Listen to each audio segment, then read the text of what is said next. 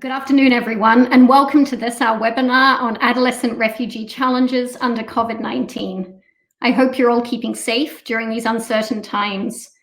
Today, we're expecting over 200 people from 38 countries to join us, so we're really excited about having this truly global audience.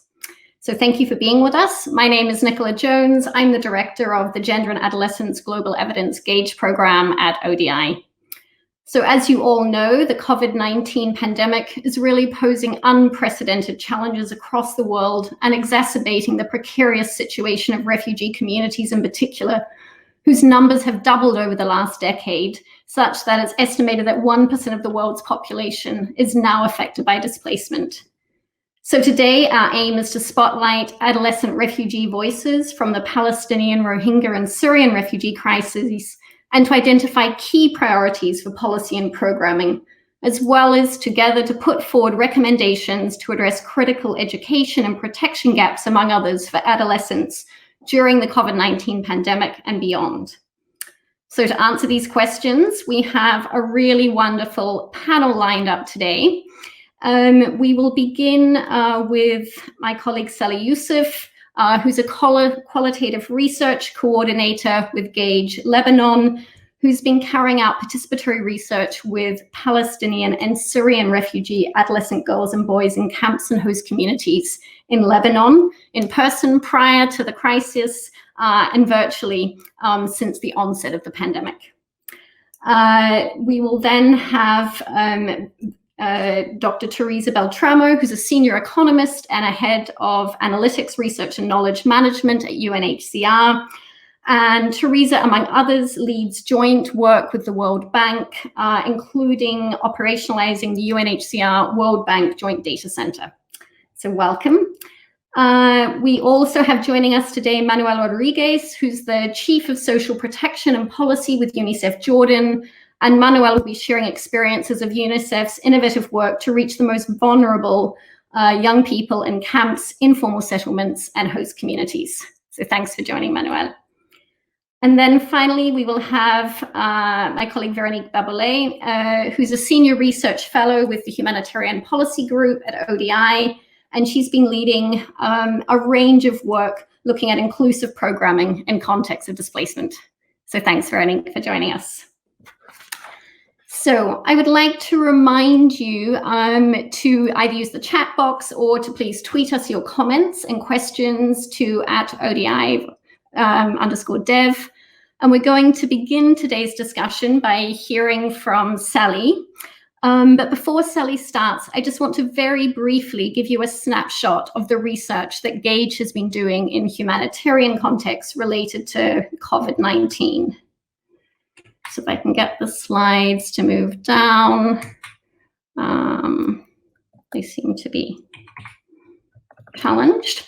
So I'll move right along. But just to highlight that we have, as part of Gauge, research in 6 different countries with a population of 5,000 refugee and IDP young people involved in the research out of a total sample of 20,000. And during the pandemic, we have been carrying out virtual research, both phone surveys and virtual qualitative interviews with young people and their caregivers in Lebanon, in Jordan, in the Gaza Strip, and in Bangladesh with young people in the Rohingya camps and surrounding host communities.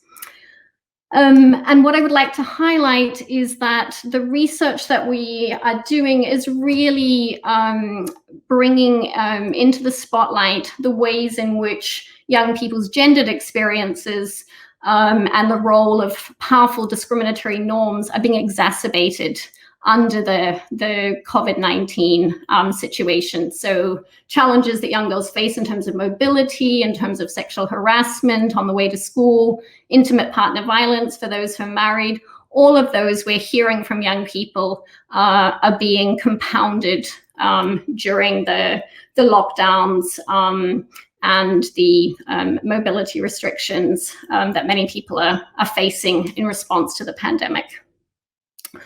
I also, before we get started, would really just like to underscore the close linkages that we have with UNICEF and UNICEF Jordan in particular. So some of the research that we're doing at the moment is building on a longitudinal evaluation partnership that Manuel will touch on, which is looking at a large national program to work with refugees and vulnerable young people in host communities. So we're delighted to have that linkage, but also we are partnering with UNHCR for the work that we're doing with the Cox's Bazar panel study with Rohingya refugees in camps and host communities together with Yale University. And we have just released for World Refugee Day, the third of 3 policy briefs looking at the experiences of adolescent Rohingya refugees and highlighting the critical age and gender-based challenges that young people have been facing. So please do check those out. So now I would like to hand over to Sally, who's going to share with us findings from virtual research with refugees about some of the psychosocial and educational challenges that refugee youth are facing in Lebanon. So over to you. Thanks, Sally. Sally, you're on mute. Sorry. Thank you, Nicola, and hello, everyone. Before moving into the impact of the pandemic on adolescent refugees, it's important to highlight that in Lebanon, the lockdown has coincided with a socio-economic crisis that was actually accelerated by the lockdown, which resulted in a depreciation in the local currency and a hyperinflation in prices, including food and medicine. This has immensely affected the refugee communities who have been already suffering from poverty and lack of services. So moving to the psychosocial, how the psychosocial well-being of adolescents has been affected, I will be going through the main areas that require attention and action throughout. Refugee adolescents are currently experiencing high levels of anxiety and depression. However, boys and girls have mentioned different stressors. So for girls, economic hardship was the major stressor, with the increasing levels of food insecurity and inability to get basic needs like sanitary pads or diapers for children. Also, the girls have reported increasing intra-family and marital problems, which were also related to stresses over the economic hardships. However, the girls did not actually report increasing gender-based violence, which could be related also to the limited privacy at home. Nonetheless, the young Syrian mothers have told us that they are becoming more violent with their children due to the pressures on them. So while all the girls have reported being more engaged in domestic work, it was more dramatic to the Syrian girls who became the main breadwinners in their families as men lost their jobs during the lockdown, and they are still going to the fields and working there. In addition to this, they are solely bearing the additional domestic and childcare responsibility as everyone is at home during the lockdown. Distance learning was also one of the major stressors mentioned by the in-school adolescent girls, especially with the challenges to it, which will be discussed later, in addition also to the increased restrictions on their mobilities. And finally, the fears around the uncertainty of their future in the country, given the wider socio-political and economic crisis, and the weakening social cohesion in the country, which is leaving actually both girls and boys in fears of around their futures and survival in the country. The following quotes from two of our participants reflect how these factors are impacting the psychosocial well-being of the girls.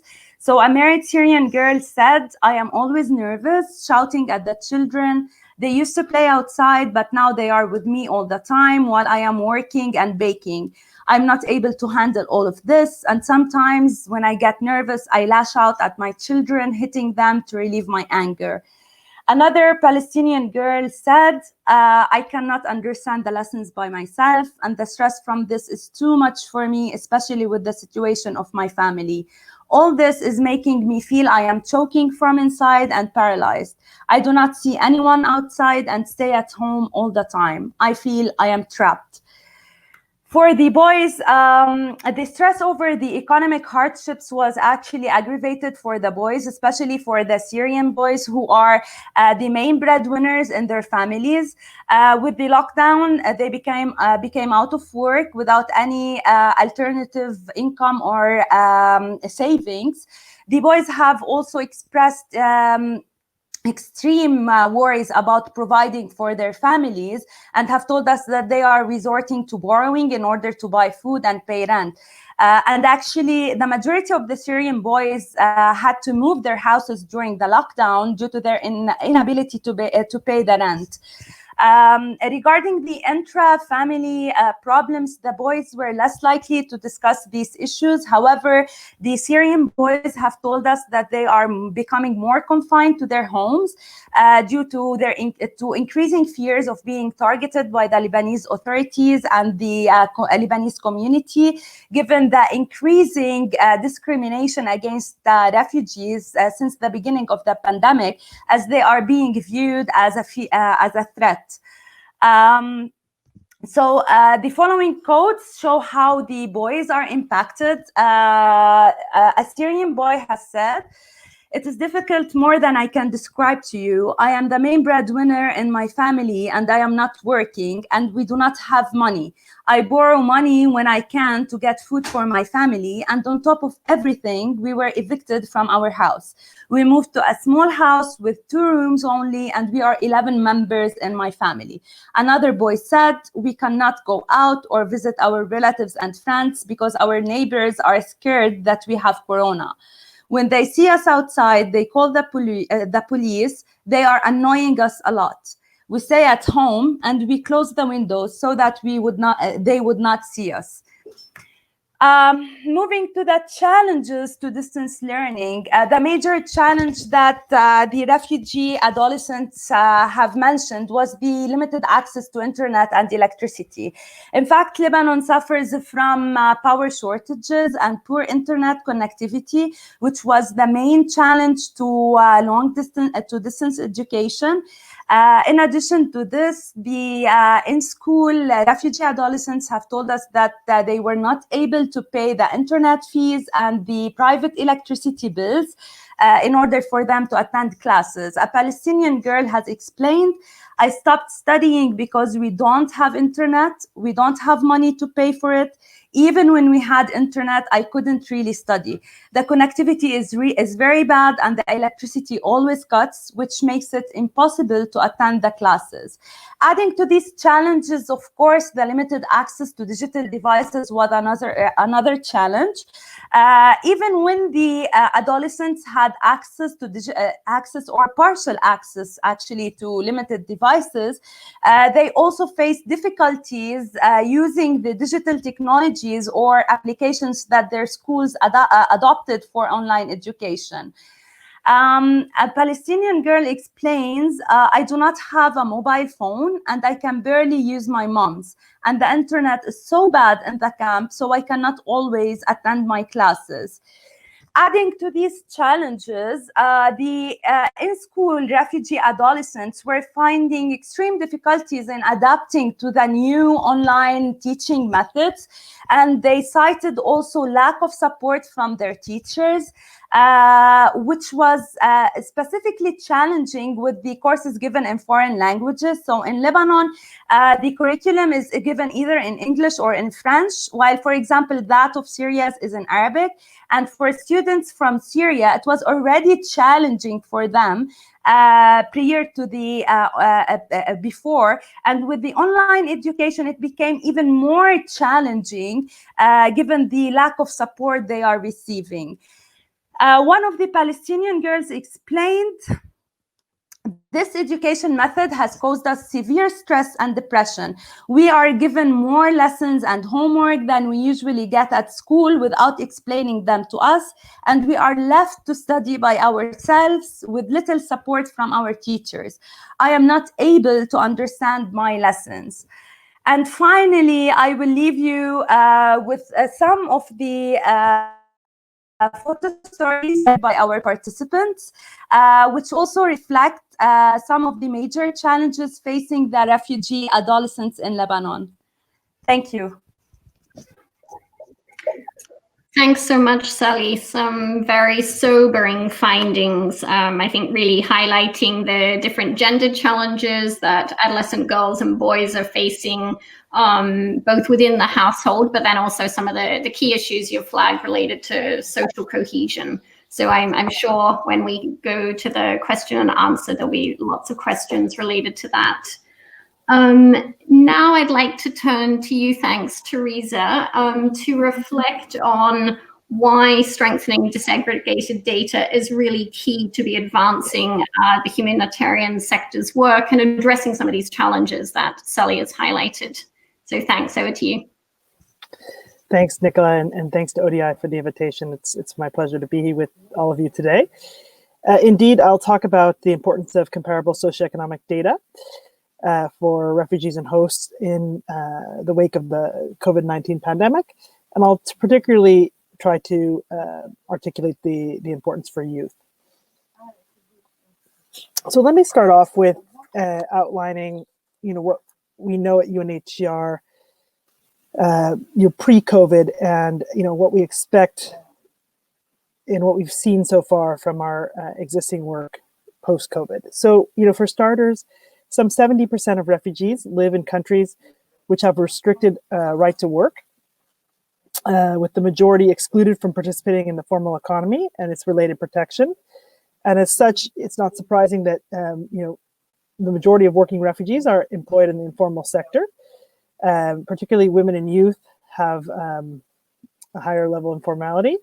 And then thus, given the secondary shock of COVID being the economic shock, the informal sector is likely to be the first to be cut. So, without income replacement, savings, or other social protections, this economic shock will felt by what we call persons of concern at UNHCR, which includes refugees, will be acute. Secondly, vulnerability will be compounded, increasing the need for assistance. We have seen, and it's our belief this will be expanded, that the wake of the pandemic will exacerbate existing vulnerabilities, inequalities, and gaps in social protection. It will also increase dependence on humanitarian assistance and other assistance. Pre-COVID, where we have comparative socioeconomic studies in Kenya and in Uganda, we see that refugees already face higher rates of poverty than nationals. So understanding how refugees fare post-COVID pandemic compared to nationals is really essential for both the humanitarian and development response. We also have seen and expect COVID will continue to have spillover effects on education. Education enrollment and completion rates, particularly for secondary school, are generally lower than nationals. And we know that even a short shock can impact displaced children's school attendance and completion for a prolonged period. And then, of course, this increases youth exposure to protection risks, potential for increased dropout rates, especially among girls, and limits access to nutrition from school feeding programs. Thank you. So let me zoom in on a piece of work that that UNHCR is a part of. So we have a well-established partnership with the World Bank, and particularly we have just launched our joint data center together. And Kenya is an exemplary case. Here, HCR, we're very pleased to be a part of the work that the World Bank is leading together with the Kenyan National Bureau of Statistics in the together with the implementing partners here in the socioeconomic impact of COVID-19 phone surveys. We've been able to include a refugee sample, as you can see here, into the suite of surveys that the World Bank and Kenya National Bureau of Statistics are leading on. This will allow us to have comparable socioeconomic data.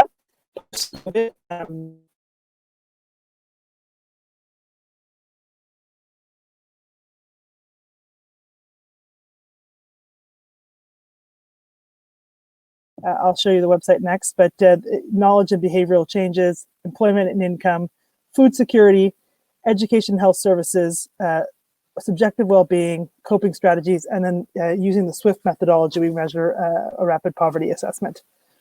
So I'm just going to give you a couple outputs from our, from the data collection that's ongoing. We have the data is being collected in 4 refugee sites and 1 stateless population. So the refugee sites are in urban Nairobi, in camps Dadaab and Kakuma, and in settlement Kalabay.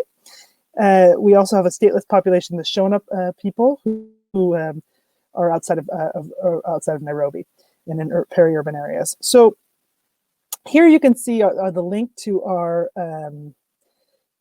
to the dashboard, which I encourage you to look at. And here's just some recent outcomes from our first data collection. We will do 3 rounds of data collection.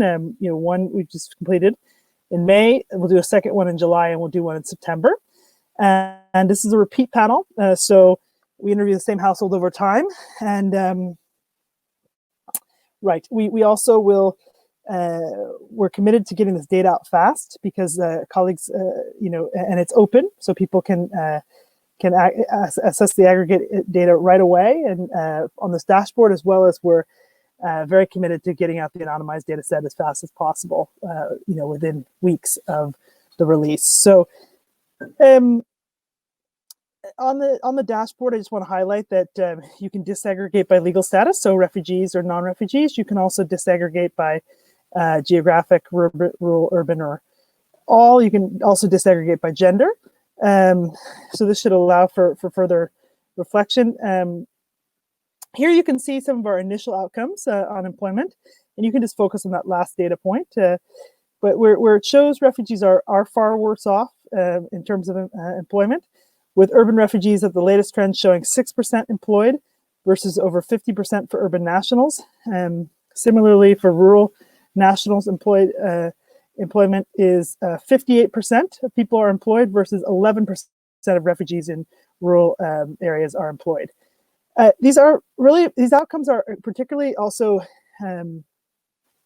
this is very important to understand post-COVID, but it's also important to understand on the backdrop or on the relief of, what the pre-existing situation is for refugees and nationals. We happen to have in Kenya a series of pre-existing work we've done prior to the COVID on measuring comparably the socioeconomic status of welfare status of refugees and nationals. And so in a recently completed data collection effort in Kakuma, Kenya, again, joint with the bank, HCR, and the Kenya National Bureau of Statistics, which we completed last December, refugees have a statistically significant lower labor force participation rate, with only 20% of working age refugees employed versus 72% for nationals.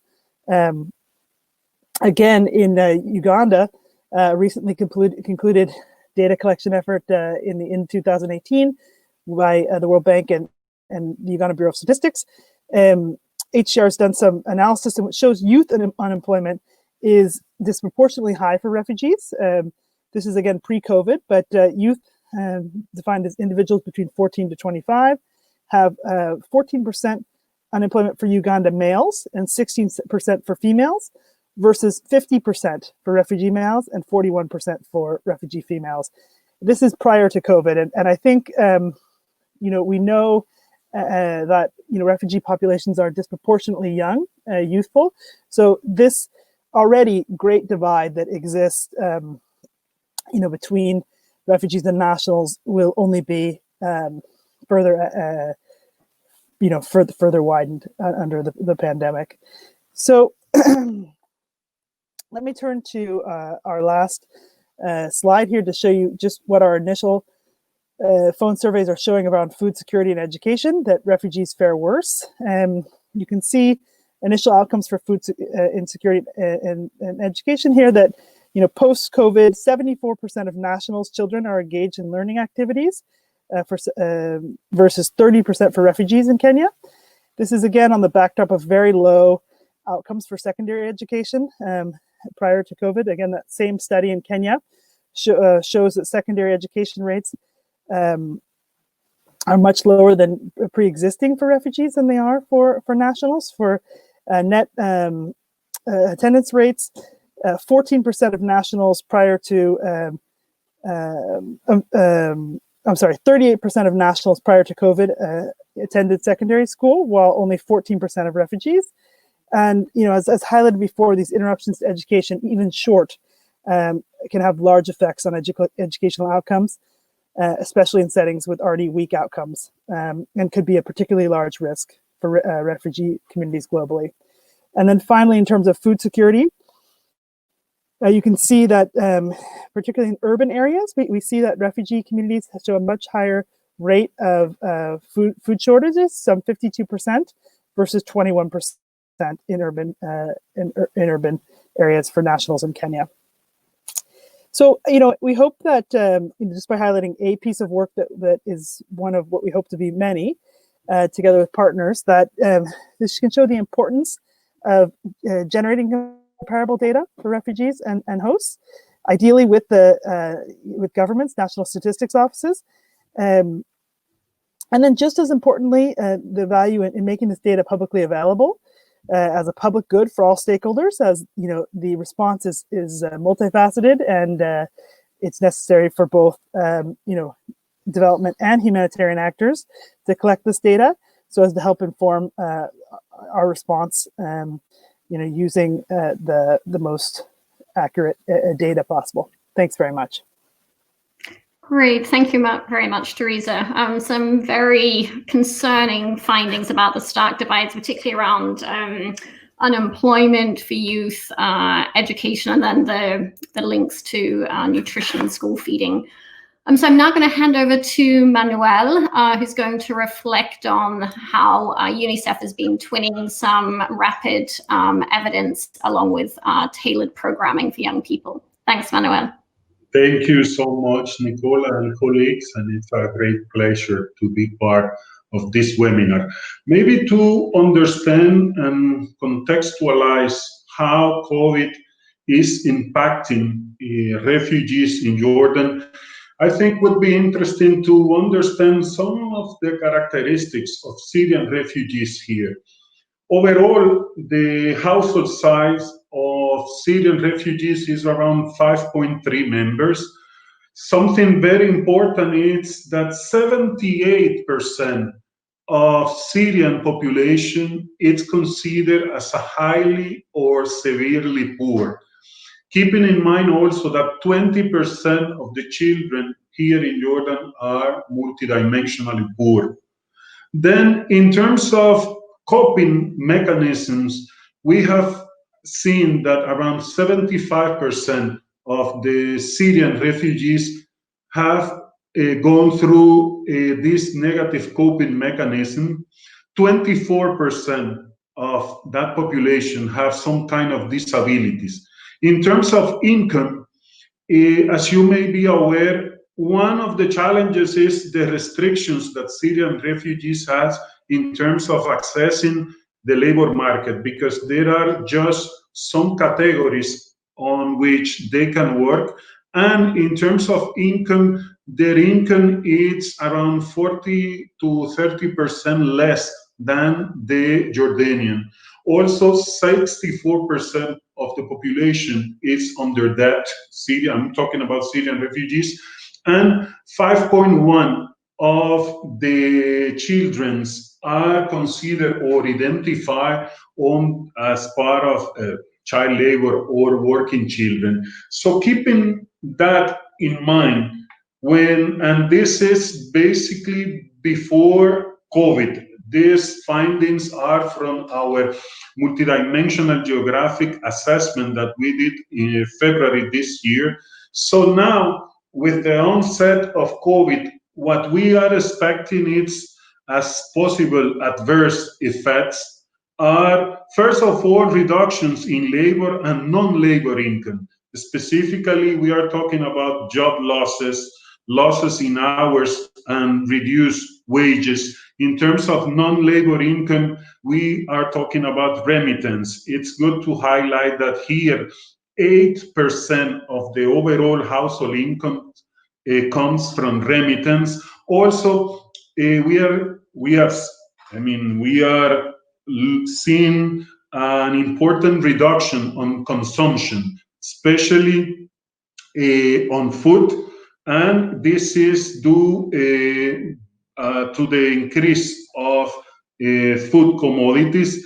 Also, we have seen an increase of out-of-pocket spending on health, and also the reduction on access to health and education, which, as you know, will impair the human capital accumulation. So because of those adverse effects, what we are expecting as a possible negative impact is, as you may know, increase on child labor, child marriage, psychosocial impact on young population, an increase of dropouts and out-of-school children, and challenges in access to both health services and also essential medicines. So based on that, we carry out during the last 2 weeks of April, and we released it first week of May, a multi-sectorial rapid needs assessment. This assessment covered Syrian population, also Jordanians and non-Syrian, non-Jordanians. And as part of the key findings, what we saw was that in terms of livelihoods, the current loss of access to livelihoods and limited savings will generate greater dependence on humanitarian cash assistance.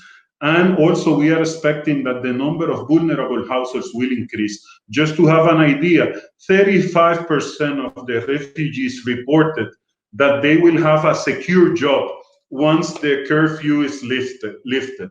So that will give us a sense in terms of the livelihood. Also, the longer-term economic impacts on the informal labor sector definitely will have a potential reverse effect over the recent progress that we have achieved in terms of refugees' self-reliance.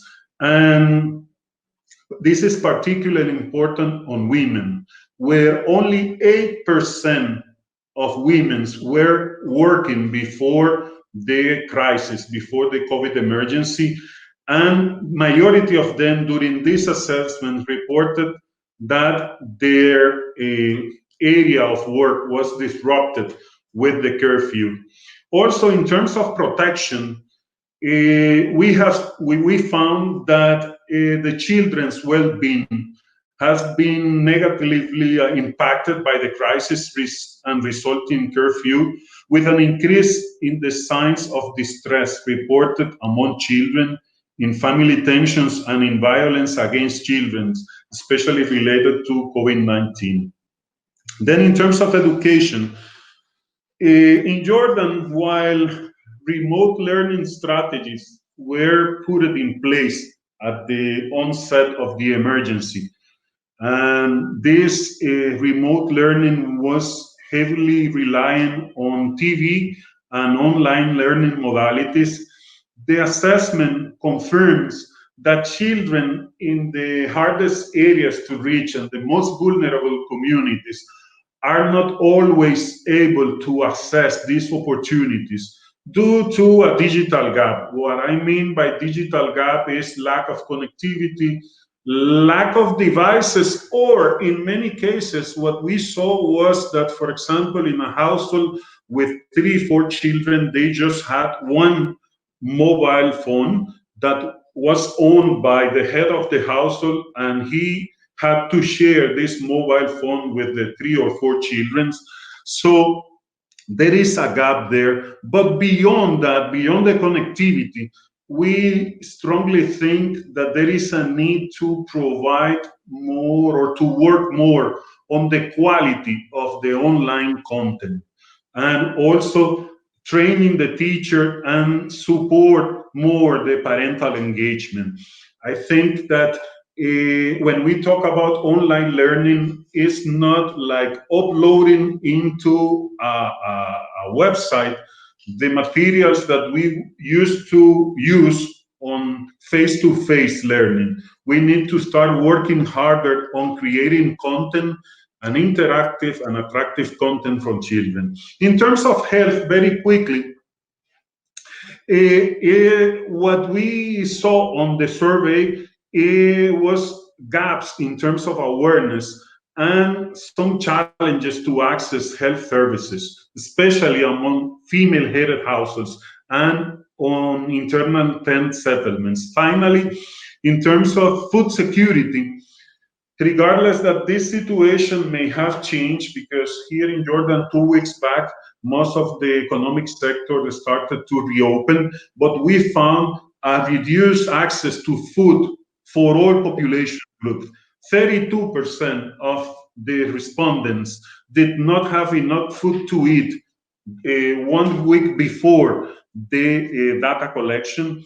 Also, we found an important increase of price for food commodities, regardless all the measures that the government put in place for that. So that is the overall context. In 1 minute, as UNICEF, what we have been doing is providing a comprehensive packages of services composed by cash support for the most vulnerable families, also through our Makani program, which is a comprehensive package of learning support services, life skills, and child protection services. We were able to switch into an online approach and using WhatsApp groups, so we were able to keep following the households during the curfew. And also with our WASH section, we have been providing all the hygiene support to these families. So maybe during the section of question and answers, we may clarify any of these aspects. And thanks so much again for the invitation. Fantastic. Thanks, Manuel. We've had a couple of questions come in, so I'm just going to take those really quickly and then we'll head to Veronique. So firstly, a question from Elsa Marawi, who's a Senior Research and Policy Officer at Girls Not Brides in the UK. And she was asking about findings related to child marriage, both in the Kenyan and the Jordanian context. Or is the data showing that there's been an increase in child marriage rates, and any differences that are emerging between refugees and host communities? So Teresa or Manuel, I don't know if you have any quick thoughts on that question. If I may, well, honestly speaking, I think that is a bit early. We are expecting that, as I said, the child marriage may increase, but it's too early to start seeing the impact of this because what we think is we will see the implementation by the households of this negative coping mechanism as the situation, the economical situation becomes worse. So anyway, we are planning to release a multidimensional child poverty assessment. We will start data collection in a few weeks from now. So hopefully we will be able to capture the incidence of child marriage now after COVID. Great, thanks, Manuel. And Teresa, I'll just combine it with one more question that we've got in from Sapana Bista, who's at the Public Health Institute in the UK, and is asking also about any disaggregated data by disability. So whether you've got any disability or marriage in the work that you've been doing so far. Thanks very much. Sure. So we don't measure specifically, child marriage as a specific need in the COVID response in Kenya, but it can be a write-in. So, that's something we can look at. But I think, the work that in the collaboration, the work that Gage is leading and that UNHCR has been collaborating on in Bangladesh together with Yale, there is quite some good data on baseline findings around child marriage. So I would refer you to that brief as well. Obviously, we do know that, with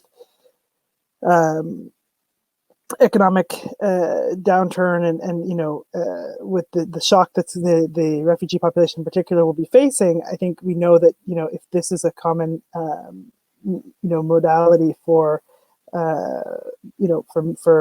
risk coping, then I think we could expect it to increase in countries where this is a common modality for risk coping. In terms of disability, we do have disaggregated data for disabled in the existing baseline data that we have on Calibay that is publicly available, and I'll put the link in the chat so that colleagues can broadcast that to you. Thanks very much. Thanks, Teresa. And yes, just to say, we have married girls and young people with disabilities in all our 4 samples. So thanks for flagging that, Teresa. And likewise, at the end, I'll let you know the links. Great. So thank you very much. I would now like to turn to Veronique, who's going to reflect on where we have gotten to in the humanitarian sector more generally in terms of inclusive responses and what all of this means in the context of COVID-19. Thanks, Veronique. Thank you very much. And thank you to all the speakers for this information. It's been really interesting to see all the analysis that's been done already on the impact of COVID-19. So I've been asked very bluntly whether there's optimism in terms of the humanitarian sector doing more inclusive responses. And I think, yes, there is some room for optimism because we are seeing some progress around inclusive programming generally in the humanitarian sector, with a particular focus, I would say, on gender, age, and disability. More generally, following the World Humanitarian Summit, the humanitarian sector placed inclusion at, was one of the debates at the World Humanitarian Summit was around inclusion. And there were 2 different charters on inclusions that were put forward as a result of the World Humanitarian Summit and signed by the major global humanitarian actors. We are also seeing inclusion and inclusive responses being one of the key priority in the humanitarian policy debate, in particular in terms of the work that is done through the Interagency Standing Committee. And for those who may not know, this is, if you want, the decision-making or policy forum for the humanitarian sector more widely. And inclusion is one of the key work streams that this committee is looking at. We're also seeing more and more organizations adopting policies to support inclusive responses. For example, UNHCR has an age, gender, and diversity policy. And we're also seeing organizations adopting more intersectional approaches to humanitarian response. And that's organizations like Islamic Relief Worldwide, for example, or CAFOD, have explored ways of doing that to their programming. But there is a but. The humanitarian sector does continue to struggle to ensure inclusive responses, including in displacement contexts, including with regards to adolescents. And what do we mean by inclusion here? So what we mean is an inclusive response is a response to a humanitarian crisis that reaches those most affected by the crisis, and a response that is designed based on a nuanced understanding of how diverse people are affected differently by crisis, and also ensuring that their capacities is harnessed in the response. So that's basically having humanitarian responses that are tailored to these different impacts and the needs resulting from this crisis. And unfortunately, as the state of the humanitarian system tells us in 2018, the humanitarian system is still poor at understanding the specific vulnerabilities of particular population groups, and often fails to ensure that assistance is relevant to the needs, in particular of older people and people with disabilities. So why is it that the humanitarian sector continues to struggle, including in displacement, to ensure inclusive responses? So one of the things that we've observed in research that we're currently doing at the Humanitarian Policy Group is that inclusion in the humanitarian sector has often focused on developing quite technical solutions and developing technical guidance. And unfortunately, we're not really seeing the development of these guidances dramatically translating into a change in practice and delivering more inclusive responses on the ground. For instance, a piece of research we did a few years back on older people in displacement in East Africa, we found that humanitarian actors on the ground felt completely overwhelmed by the multiplicity of technical guidance they had to apply in emergency context and felt unable to be at the same time gender sensitive, do protection mainstreaming, take into account persons with disabilities. And now we were asking them to also consider the specific needs and capacities of older people. And so what we found in that research is that as a result, older people, for instance, tended to fall through the cracks of emergency responses. The second challenge is that this focus on the technical approach to ensure inclusive responses has not really tackled the trade-offs and dilemmas that inclusion presents for those that are responding to emergencies. So what we found is that there is very much a tension between reaching more people and reaching the most vulnerable. And that tension is not being resolved. And there's very little support for those responding to humanitarian crises with restricted resources to know how best to utilize those limited resources. So it's really unclear at the moment how inclusion sits strategically in humanitarian decision making. It is unclear whether the ethos of reaches those most marginalized, those most affected does mean that it is okay to reach less people in crisis. And it is very unclear how to balance these two approaches. A third issue that we've seen is that how the humanitarian sector understands vulnerability has often been done through a very categorical, non-dynamic, one-dimensional way, and has resulted, if you want, in this long list of groups that are considered vulnerable in crisis: women, girls, people with disability, older people, etc. And this has not really led to more inclusive humanitarian action. And then fourth, one of the struggle that prevents the humanitarian sector to be more inclusive has been around the effective participation of people affected by crisis, accountability to those people, and doing more people-centered responses. And often that is also a failure of localizing humanitarian action, where you work with those organizations that are closest to those affected by crisis. In terms of COVID-19, for me, there are really 2 points that is in some way further challenging the humanitarian sector. So one is the fact that in many ways, COVID-19 is forcing the humanitarian sector to really rethink how they conceptualize vulnerability and how to target assistance and services as a result. If you want, with COVID-19, everybody is vulnerable. So what do you do? On the one hand, direct vulnerability to the virus tends to be quite unusual for humanitarian action because it's mostly older men, where there's been often a focus on women and children in humanitarian responses. On the other hand, we see the secondary effect of COVID-19, as Teresa was highlighting in her presentation, follow this very well-known trend of marginalization that are often embedded in societal norms and patterns of social exclusion.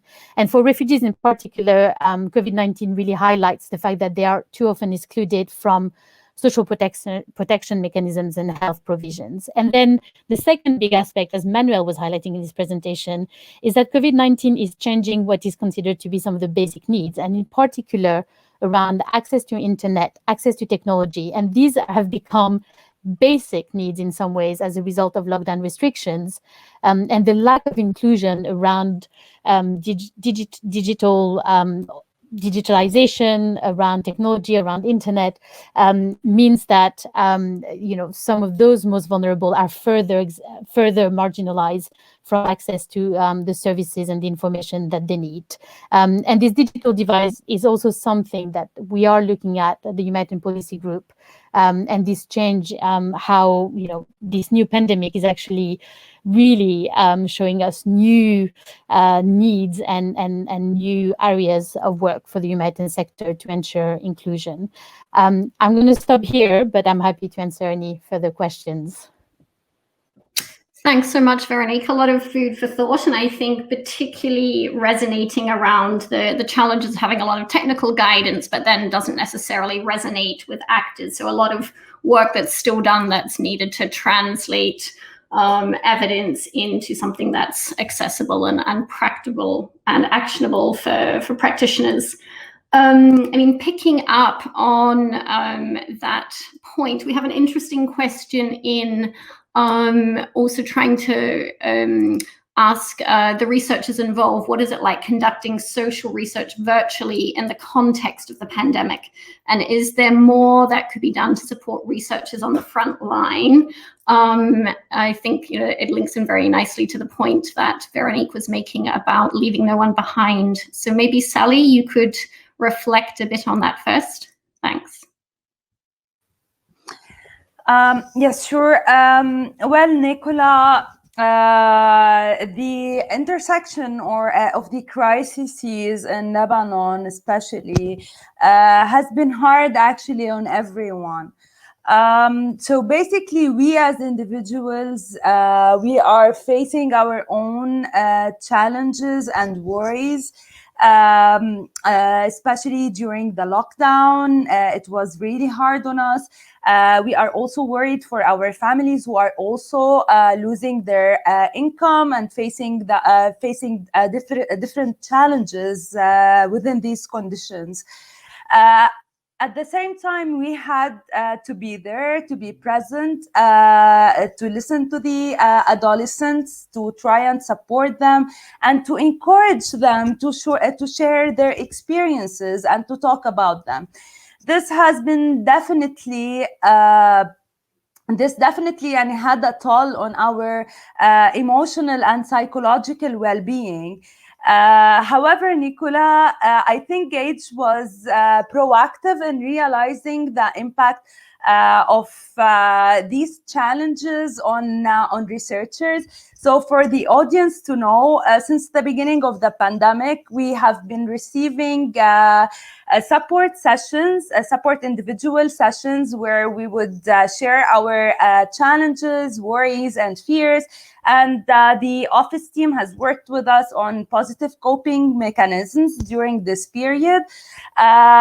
In addition to this, Nicola, who is our director and our Middle East research manager, we're also conducting weekly debriefing sessions, which included the different teams in the Middle East region, where we could share our experiences as individuals, but also these stories we're hearing from our participants, their challenges and fears.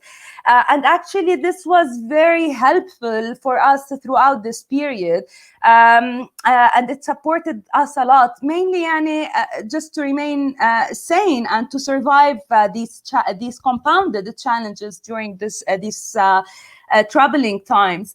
Actually, Nicola, I think there's a great need to establish a community of practice in the field of research, which could be linked or that should include also the humanitarian and development sectors as well, which would provide support to those of us at the front lines, especially in the conflict-affected context, where the pressures are extremely high on us. Very interesting point. Thank you, Sally. It's definitely something I think we can all look into taking forward. And related to that, there's a question in picking up on Veronique's point about the digital divide and the digital becoming a basic need, which I think is an excellent point that sort of resonated across the presentations. So if the different speakers are able to reflect particularly on how the gender digital divide is playing out, and what your organizations are doing to try and tackle that, or if you have seen, examples of innovative practice. So maybe starting with you, Manuel. Thank you. Well, based on the findings of our assessment, we didn't see difference in terms of gender and the access to the different digital platforms. What we saw was that the most vulnerable groups, specifically those on ITSs, the internal tent settlements, were the ones with the biggest gap. And as I said before, what we also saw was that it's very common to see that in one household, between 3, 4, 5 children, they have to share one device. So regardless that we could say, oh, they are having access to the platform, what is the quality of that? So what we have been doing is we have negotiated with some of the service providers, such as Sane and Orange, to give to the household preferential rates for accessing internet. For example, we got a bundle of 10 gigabytes for just 2 JODs. And for those most vulnerable areas, such as ITSs, we are providing or subsidizing those 2 JDs to allow them to have access to internet. Also, we are working and advocating with different donors to try to get support in terms of devices for our Makani beneficiaries. So overall, that is what we saw. Over to you. Fascinating. Thank you, Manuel. Veronique, anything to add on the digital challenges? I mean, yes, and at the moment, unfortunately, we're still at the beginning of our research work around this, but it's just something that, in the humanitarian sector, the digitalization has been very much seen as potentially a way towards more inclusion, because potentially it enables more participation and effective participation of those affected by crisis. But increasingly, especially around the gender digital divide, this is something that has come up quite strongly in humanitarian research, in the development sector as well, and worrying us in terms of whether that promise is actually one that is, was just an assumption, or is actually there in practice. And there is a feeling that, unfortunately, like with other trends of marginalization or exclusion, access to digital technology is something that often is difficult for those that probably most need the information, most need the services, and most need to participate and inform humanitarian action. Thank you, Veronique. Any final words from you, Teresa? Thanks very much. I mean, I haven't had a chance yet to look across the recently collected Kenya data or the forthcoming Uganda data that we're similarly doing with the World Bank and UBOS and comparable socioeconomics impact of COVID. But I think, as already highlighted, that, there is evidence of there being a gender digital divide in general. What's, not, it isn't surprising, right? If you look at outcomes in terms of employment or education, where we already know, certainly for secondary education, that girls have lower enrollment rates. And so when, until, inter-household bargaining power is equalized, I think that we would expect to see that, it could be likely, I would say, that this trend could be, part of that wider trend, but we would have to look at it. Thanks. Great. So definitely a space to keep watching. So unfortunately, even though we have some unanswered questions, we are almost out of time. So just to wrap up, I think what's really stood out to me is 3 key points. One, I think all of our panel have really highlighted the multi-dimensional vulnerabilities that young people and those who are hardest to reach are facing during these times. But because of resource shortages, it's absolutely critical that we're bringing to bear the evidence so we can tailor very constrain resources to more effectively reach and support particularly young people in these contexts.